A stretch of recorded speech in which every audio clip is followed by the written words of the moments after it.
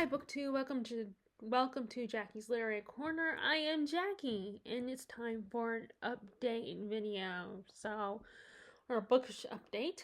I am still watching Nosferatu, the TV show. I'm really enjoying it, although I know that a lot of people were not. I looked on a Reddit thread just out of curiosity that a lot of people were not happy about this, especially in that they rage quit on season 2. And my first instinctive reaction was kind of rolling my eyes and being like, not understanding why, like, their criticisms. But then I also rage quit once upon a time because I was not happy with that direction. So I guess I can't really judge them because that would make me a hypocrite.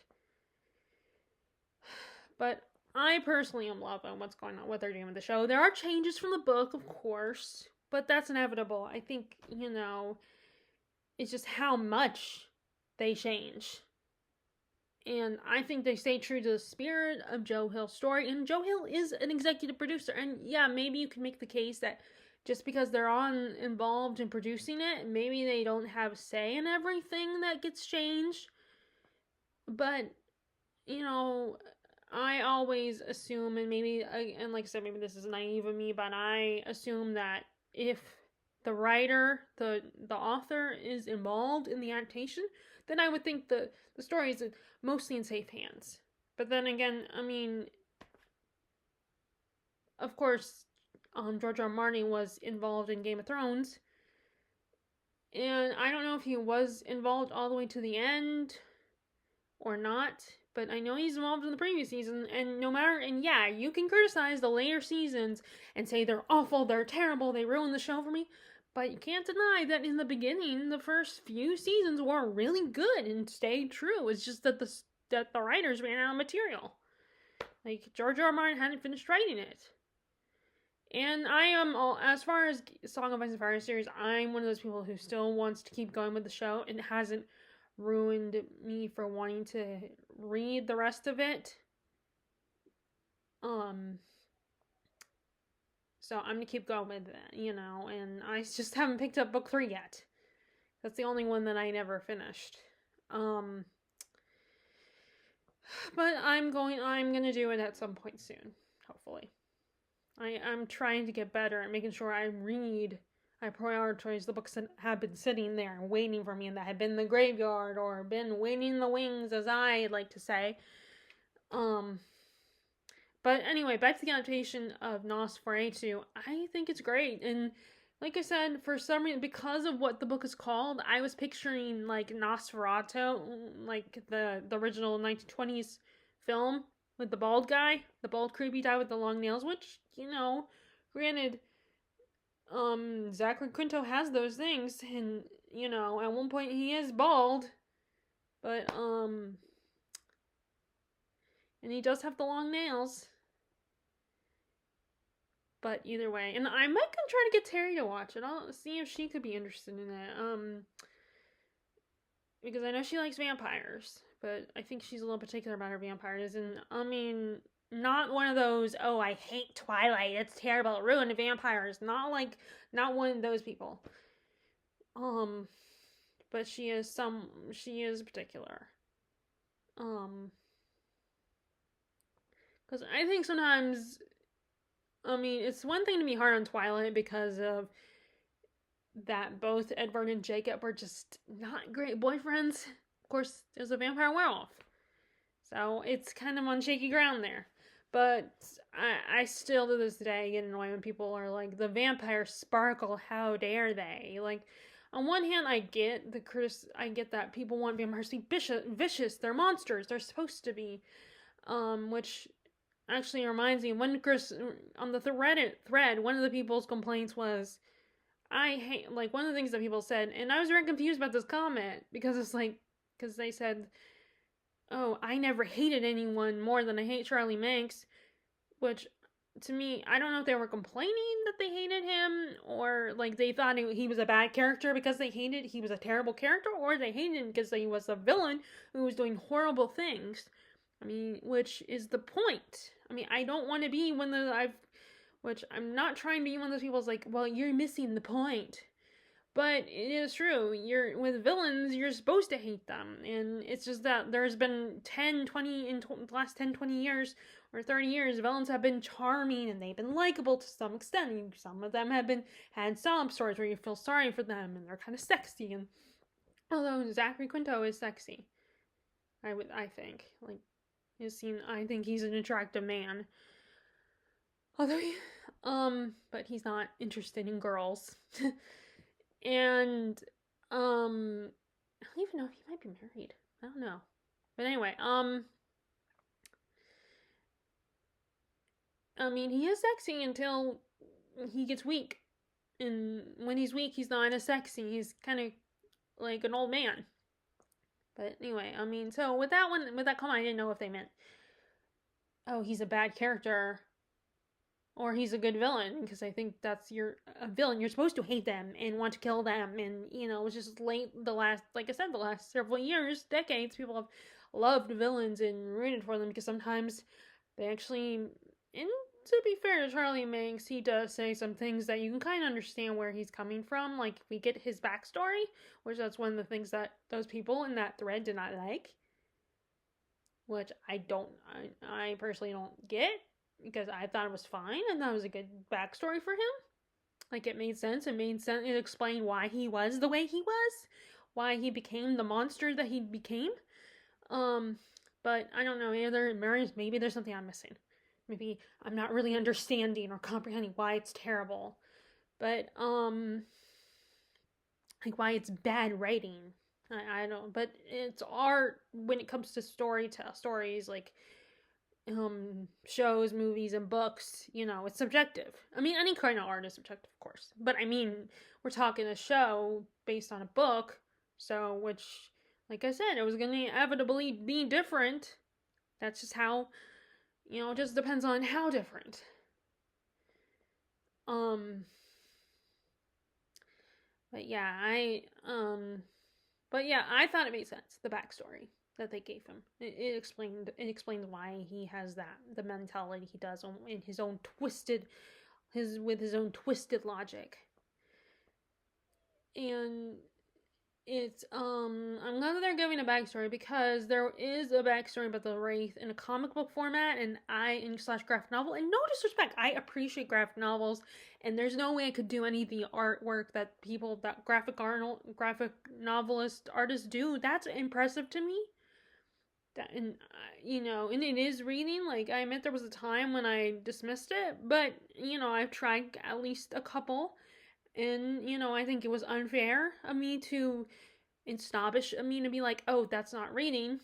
And I have tried it, and I've tried it and I didn't like it. And yeah, I mean, I've only tried a couple, so maybe you could make, and they were the superhero comics, so maybe you could make, so yeah, you could potentially make the argument for, oh, you need to try more. But in my opinion, it doesn't matter how many graphic novels I try, no matter how good of a story it can be, like, subjectively speaking, I appreciate it, but I don't like the idea of going back and forth between, oh, making sure I'm just looking and studying the pictures and appreciating the pictures, and then, oh, there's a talk bubble or there's a description bubble, I better read those.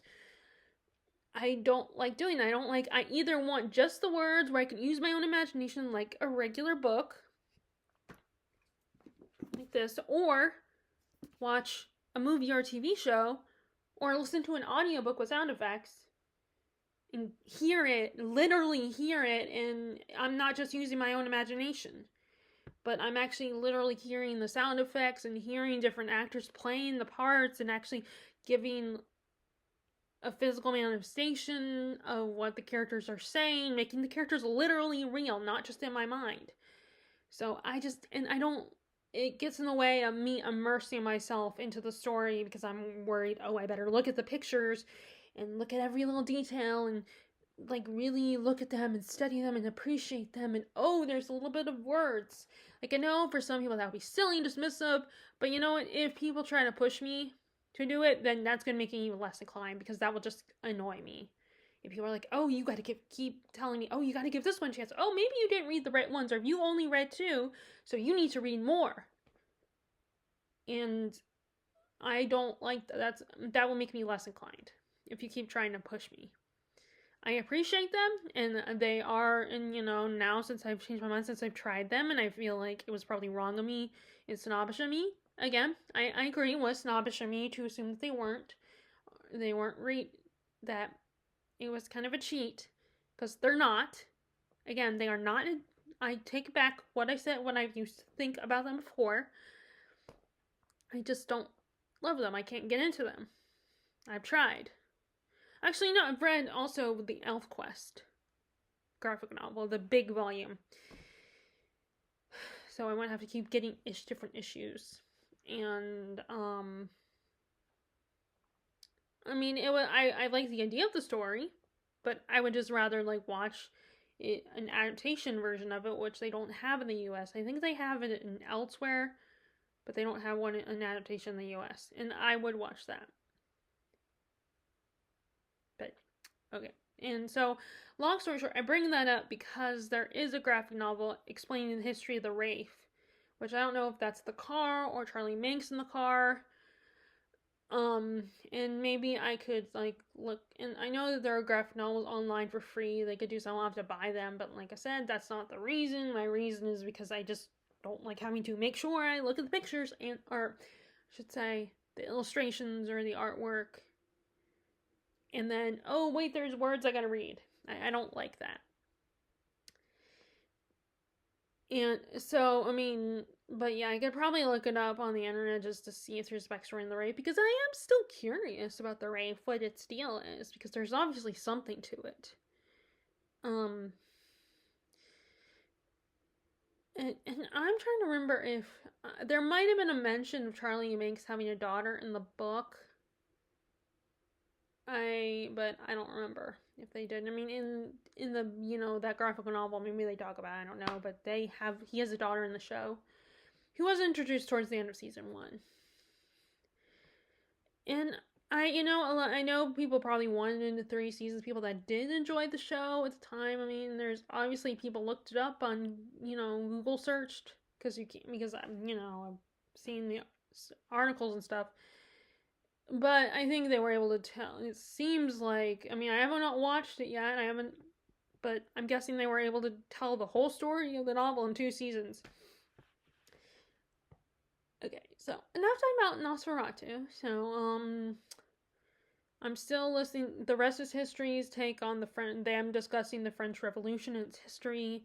I did start listening to, the first season 2, and then there was a 3rd season, but that was done apparently, and they only did that in 1 episode, season 1, and then they decided to, in season 2, because they felt like they didn't fairly cover it, so they went into a series of episodes, not just 1 episode, and, so I'm kind of working backwards, which is not the first time. I mean, there's been other of their series of episodes where I've worked backwards, and I started off towards more the current stuff and then had to go back and listen to their old stuff, their previous seasons on the topic. And luckily they are on YouTube, so I don't know if I should look them up and see if there's I mean, inevitably it would probably have a way out with Chris and Mads, where I just spent more time watching them on YouTube than listening to their podcast via my phone. So this could be a situation where even if I do have them, even if I am subscribed to them on YouTube, I will probably spend more time listening to them on the podcast, because that's what I've done the most. With Kristen and Mads, I mostly watched their YouTube videos, so I was attached to those. I haven't done any. I did start listening to the book ones again. I'm kind of going back and forth because, like, I receive, the rest is history and Gone Medieval episodes faster, so I end up having more episodes that I've downloaded so most of my focus has been on that, and then American history too, because I have more to download and that I want to, listen to them and then be able to delete them. So I have a lot. So I have a lot to say there. Now let's get to why you guys really are here, subscribe to me for, which is the books, book content. Um. Okay, so first I made a lot more progress on the Rossetti letters. And this is actually, I read a little bit, I did a preview of the author's note, and she did say in her note, I haven't read it all because I read it after, because it comes at the end, so it makes sense to read after, that this is based on real history, but the one of the main character that's in the past isn't real. The central main character. Okay, so this is, we have two timelines. One's that's in the 1700s, and then the modern timeline when this book was written. And so it's the first book in a series. I did look up book 2 because I did let myself get spoiled at the end, and there was an aspect that is left kind of on a cliffhanger, or like you don't know how it's going to turn out between two characters. So I'm gonna go ahead and, I mean, I'll probably end up donating this because as much as I'm enjoying it, I don't see myself rereading it. But that doesn't mean it's a bad book. I mean, it's a really great book so far. I'm enjoying it and I'm having fun with it, but it's not one I desperately am like in love with yet. I mean, something could change potentially. But it's like I said, it's not a bad thing that I donate when I donate books. It's just like there are some books that I've decided, as much as I love them, thought they were great, I don't need to reread them. But I'm probably gonna get the second book, The Devlin Diaries. I'm gonna get that on Kindle probably, because it wouldn't, to me, it doesn't, if it's part of a series, it doesn't make sense to have, the next book in the series and not have the first book, and I'm not keeping this first book. So, but anyway, so let me get to actually explaining the plot. So our main character, Claire Donovan, she is a historian. I don't know if she was a teacher or an historian, but she is doing a dissertation on this woman, Rossetti, Alessandra, who received in the past, she got access to a letter talking about the Spanish conspiracy. Let me look at she warns the Venetian council about a Spanish plot. She finds out about it. And our Claire is writing her dissertation on this woman, how she knew about it. But she's feeling like her work has not been satisfied. Like, she feels like people are bored. She wants to do a better version of it, wants to impress people, and so she's reminded by her friend that maybe she needs to actually go to Venice and do the research there. And then also she has a rival, someone named, an academic rival that also is writing about the same time period. 1600s actually. 1600s, by the way. But she can't afford to go to Venice. And her friend, who has connections with this man and his ex-wife, who the man is going to get remarried. He wants to go on his honeymoon, but he doesn't want to take his 14-year-old daughter with them. So this man, Claire's friend, offers Claire to take the daughter with her to Venice and then drop her off in Paris. And reluctantly, Claire agrees, but she's like, I don't know how I'm going to connect with this 14-year-old kid.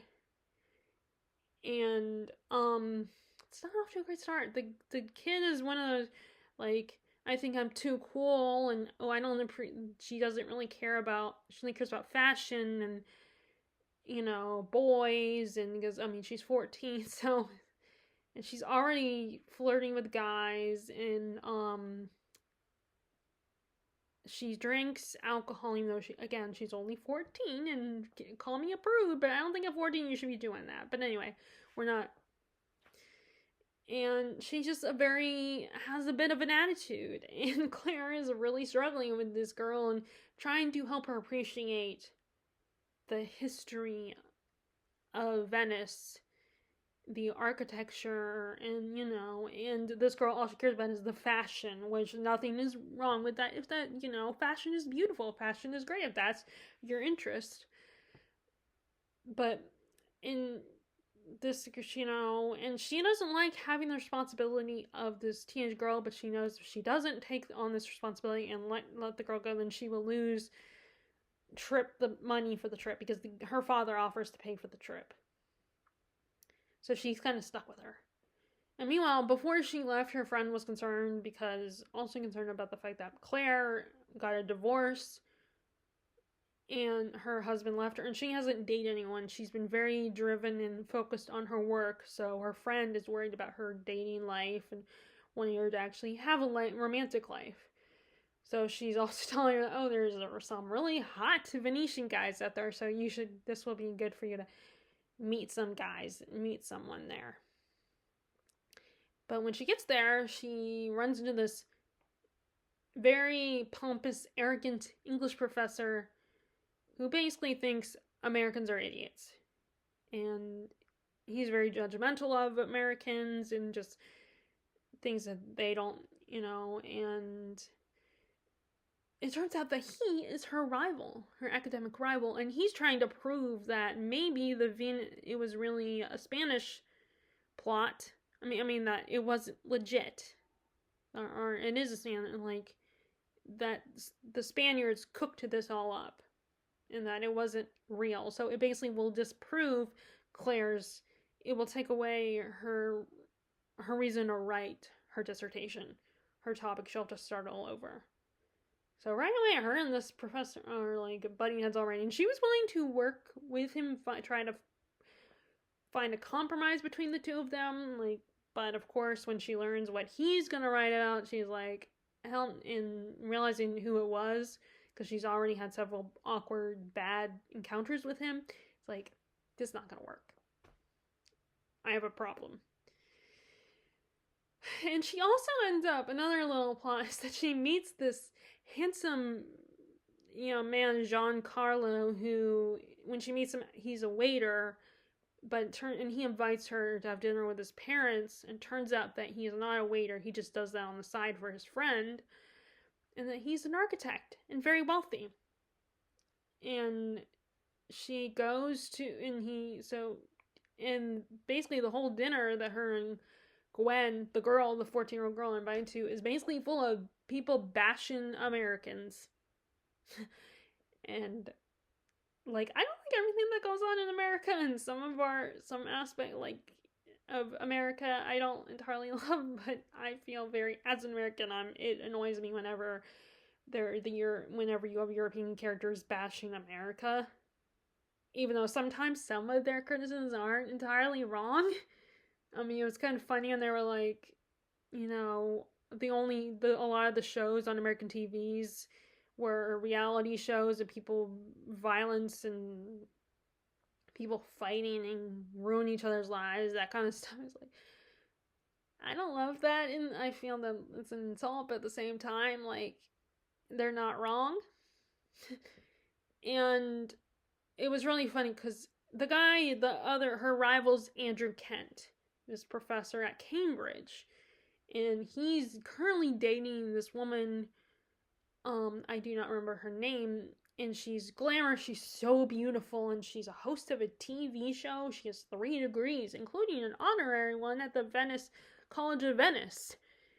And for Claire, that's basically the impression she gets, is this woman is simultaneously bragging while also trying to be humble about it. And it's very awkward for Claire, and hopefully Gwen is on her side on this. She may not love Claire because she thinks she's old and out of date, out of touch, which is really fun. I love how, I find it funny how the teenagers at this age, they think you're in your 30s, you're old. which back in the medieval time, that might have been true. When you were in your 30s, you were middle aged. Um, but nowadays, of course, being, I mean, I still get anxiety about, the fact that I'm 36, but I don't consider myself old. um, but yeah, so in the past storyline, so let's finally get to the past storyline. So this is, of course, one of those books where the present day character is doing the research, learning about the past, and then the reader gets the past, gets the story of the past events. So we have, in the past, Alessandra is a young woman who her dad was a merchant, and they were going to Crete, and they had a ship catastrophe, and they both her dad and brother drowned. And she basically had very little money. She has a relationship with her dad's, I don't know if he's her dad's solicitor or someone, but they're together. But then it turns out he used up most of her family's money. And so she doesn't have a lot and very little money.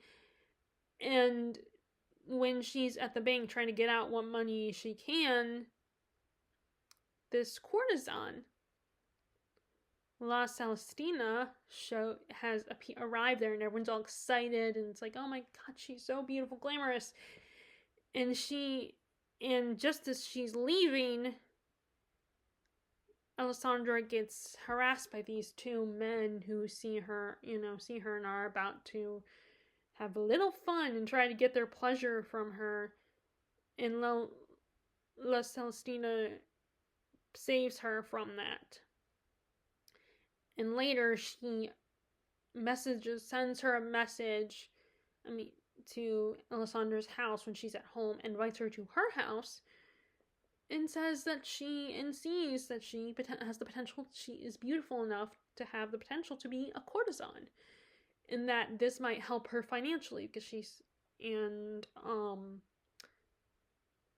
so she offers to teach her to be a courtesan, and reluctantly Alessandra agrees, even though, she's not sure how she feels about that life. And she ends up, and it turns out that she, without realizing, she's actually involved in these people, with these men. Some of the men she's involved with are the men that are involved in this conspiracy, this Spanish conspiracy. And I gotta admit, I'm having trouble following along with what was going on in history, this whole conspiracy between Spain and Venice. I would love to do, once I'm done with this, at some point, I would like to do some research and learn about all this, what was going on politically, and because in the author's note, like I said, I read a little bit of the author's, and I have not read the whole thing, but it's pointed out that that stuff was true. But Alessandra is not a real person, and obviously Claire's not either. But I love reading these kinds of books because I can live vicariously through these stories. Because, there was a time when I wanted to be an historian, or, part of me still dreams of it, or like an archivist or something. And I think that would be really cool, really fun to do this research and learn about this stuff, and just, I would probably have to go back to school and learn about this, and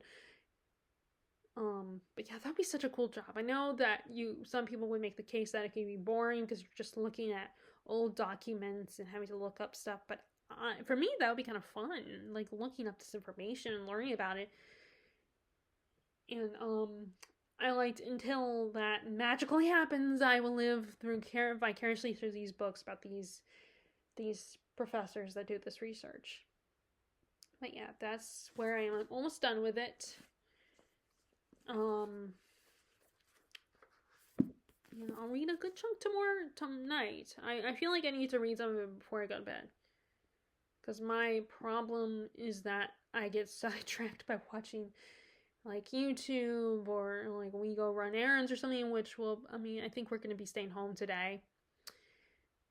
And then I don't get a lot of reading.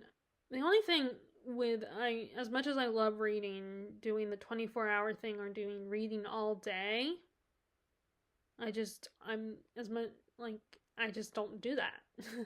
I mean, maybe I could if I, had the discipline to, because I do love reading, so maybe I'm not giving myself enough credit. But eventually I do like the idea of watching TV or watching YouTube videos or watching a movie or something. But okay, that's where I am with this book. Okay, let's talk about the nonfiction I am currently reading. Let me get this one as well, because this kind of applies to where I'm at in this. So we're finally, like I said, up to date with the War of the Roses. Henry VI has been deposed. And King Edward IV is now on the throne, and we're the only thing that's preventing them from killing Henry VI and just keeping him locked up, or well, at first he was on the run. He was in hiding for a long time, so they finally captured him, and he eventually ended up in the Tower of London. And the only thing that's preventing Edward IV from having him killed is because he wasn't a tyrant. He didn't do anything really terrible to the people. He just kind of sucked as a king. He was very passive and let other people tell him what to do. He didn't take charge. He was kind of pathetic as a king. And so that's why they're not... I mean, now, the last chapter I read did end with that Edward IV might regret that. And Margaret, his wife, is still out there somewhere. And she was really the powerhouse, so she's the true threat. So she's the one I think they need to off with her head if they don't want an enemy, if they don't want to, the threat to the throne. But then again, she's a woman, so maybe it's like, oh, I'm not going to do that to a woman. Although women have had their heads cut off, obviously. And like I said, Richard, Duke of York, lost his life.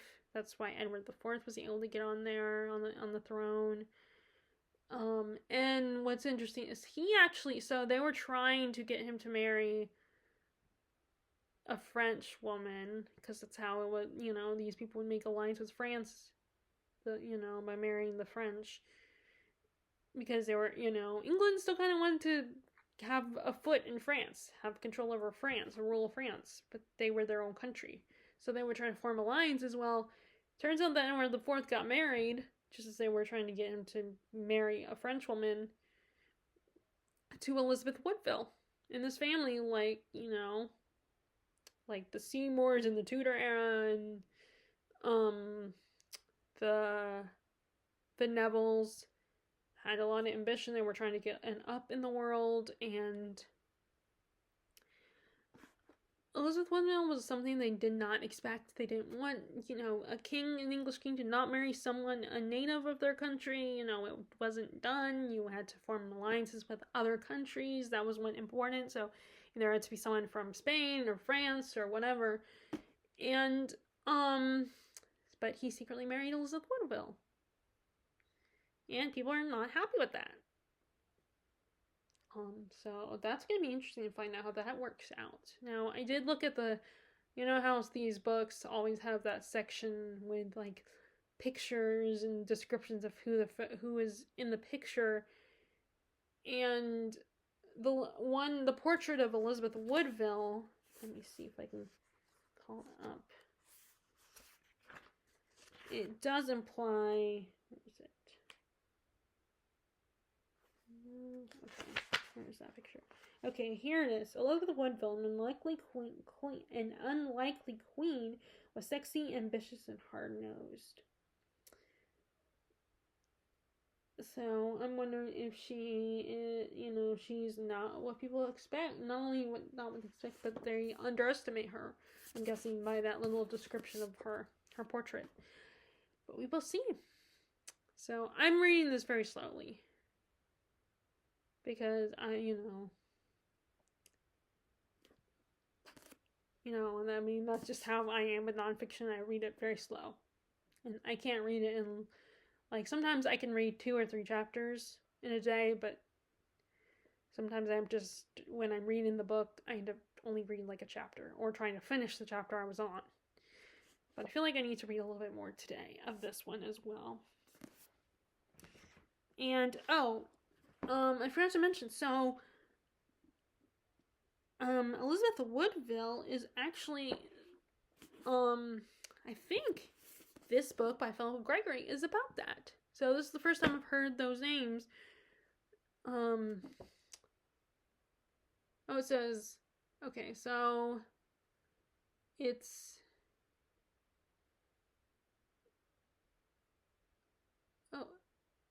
okay, so,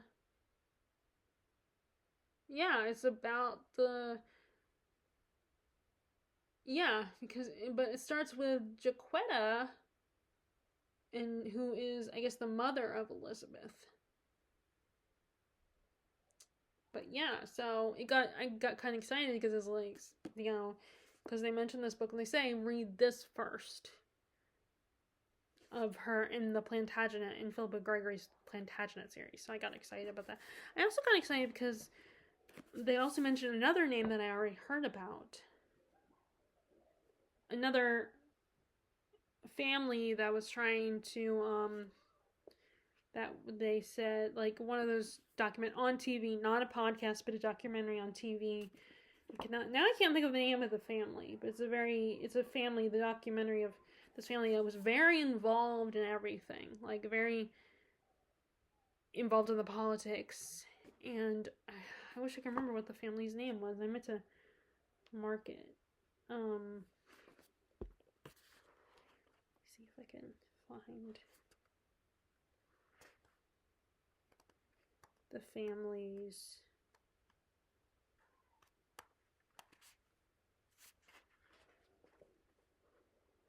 Okay.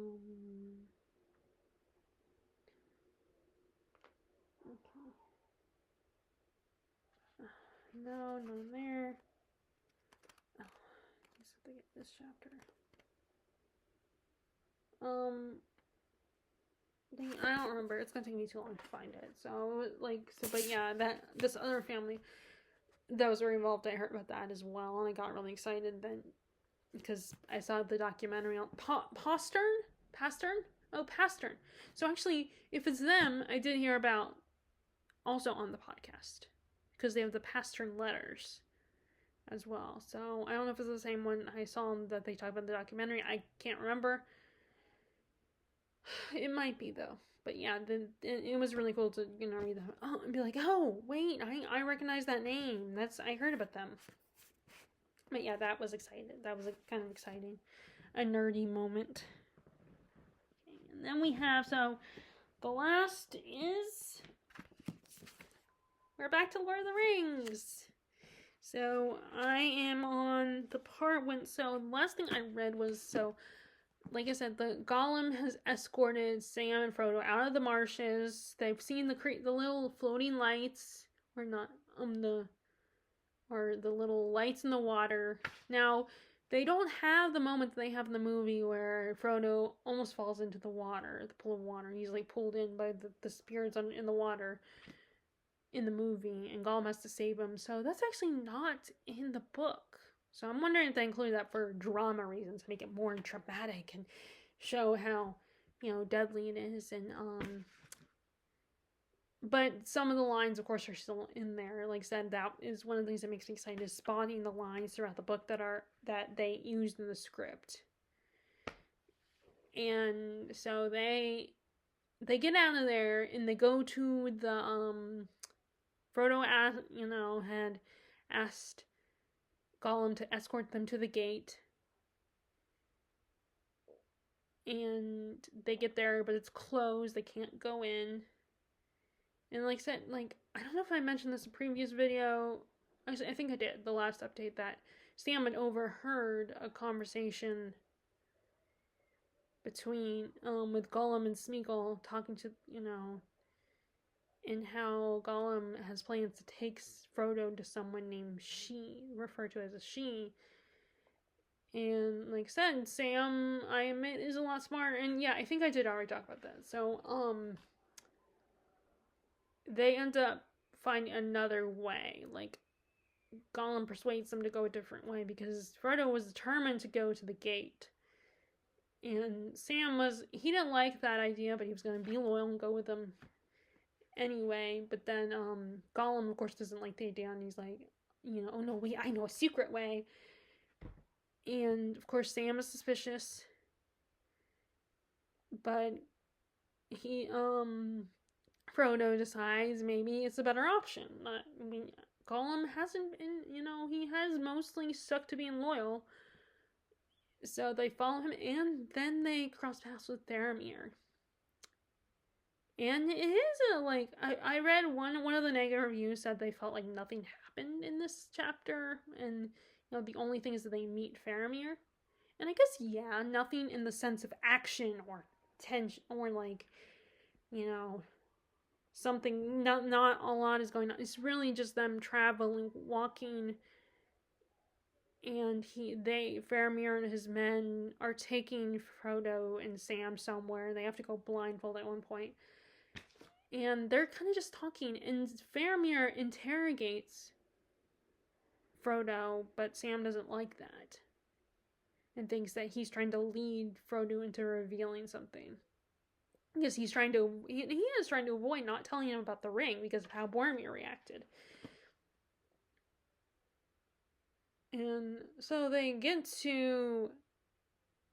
leading them to this sanctuary where Faramir and his buddies hang out until, and he kind of gives him a little bit of history lesson about Numenor and why they're kind of their relationship with the Rohirrim and Rohan, and kind of explains how Aragorn is is the descendant of the Numenorians, and that they're kind of not, but Faramir and the stewards of Gondor are not, but they're still connected to them. They still are loyal to them, and Boromir doesn't understand why his dad couldn't be king.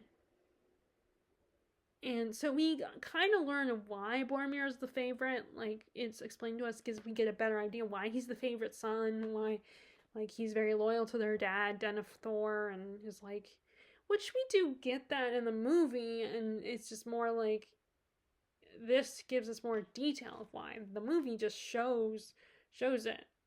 But I guess it kind of, how you feel about Lord of the Rings depends on the kind of reader you are. A lot of modern readers might not get into his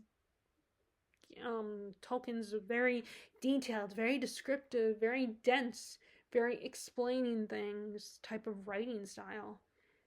But as I said last time, and as Terry Point reminded me, he's a professor of languages, and so he probably likes a lot of detail. I think this is a good story, I think that this is good for people to, when he really wants to immerse people in the world and really give them all the information they need. He has not heard of the iceberg effect, where you don't give them everything.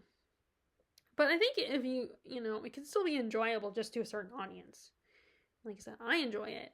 I'm really enjoying it. But I also have seen the movie enough times that really helps make it less lagging and less tedious, because I know the plot beat for beat most, from the movies, and yes, there are differences obviously, but in more details. But as I've said, every time I talk about this book, I picture the actors, and I can use the visual of the movie while I'm reading the book. So, but yeah, so not a lot of action happens in this chapter, but we get a lot of information, like backstory and history, Middle Earth history in this book, in this chapter.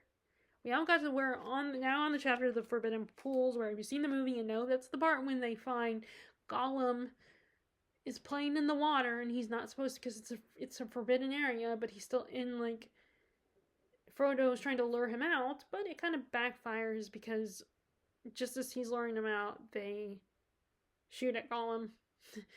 So Gollum thinks he was betrayed by Frodo, and like Frodo's no longer a nice master. So we will, so yep.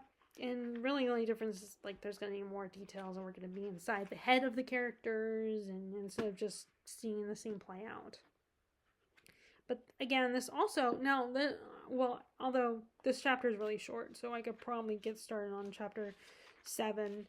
Like I'm actually almost done with Two Towers, so February will be when I'll get to. Ideally, I could finish this I want to try to finish this by the end of the month, and then February will when I read The Return of the King, which is not what I was original plan was. January would be The Fellowship, and February would be the Two Towers, and the March would be Return of the King. But nope, I am reading it faster than I expected. But I also started it towards the end of December, so that probably helps. And when in December I brought this book with me when traveling and made sure to focus on this book, even though I brought other books with me. But yeah, I am having fun with this right now. It is really cool to be in this world and to really immerse myself in Tolkien's universe. And then now that I can say I've read, and then once I'm done with this, I will be able to say I've not only listened to an audiobook version of it, but I've also physically read it, and then I will feel less guilty when I read other Tolkien sources. Sorry, I'm distracted by what's going on outside. But yeah, I am excited. So that is how my reading is going right now.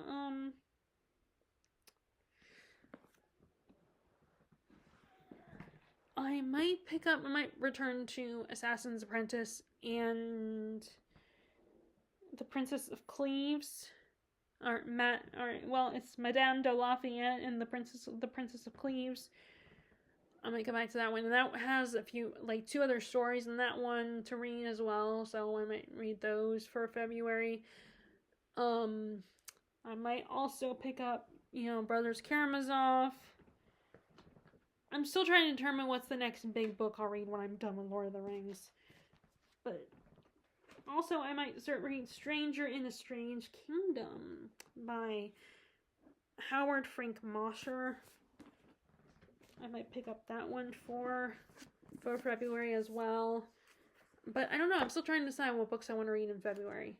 But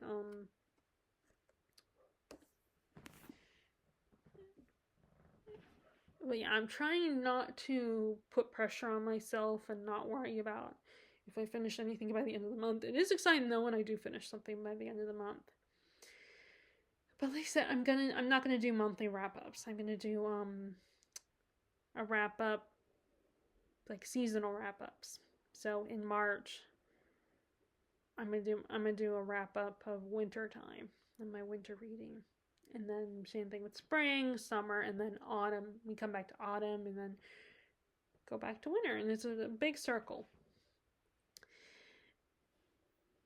But again, I would love to know how your reading is going. I hope it's going well.